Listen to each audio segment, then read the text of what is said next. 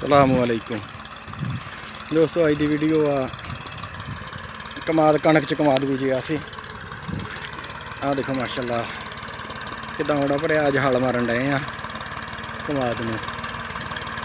ਆਹ ਦੇਖੋ ਮਾਸ਼ਾਅੱਲਾ ਬਹੁਤ ਜ਼ਬਰਦਸਤ ਹਲ ਲੱਗਣ ਡਿਆ। ਤੇ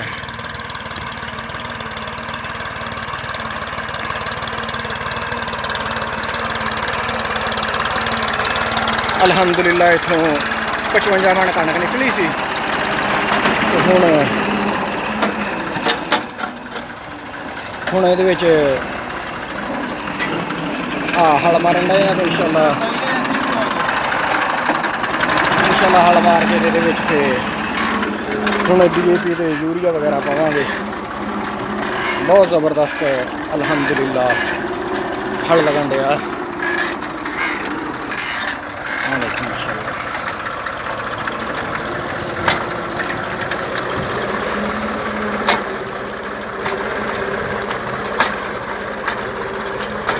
ਆਹ ਦੇਖੋ ਕਮਾਦ ਮਾਸ਼ਾਅੱਲਾ ਕਿੱਦਾਂ ਅਤੀ ਕੀਤੀ ਖੜਾ।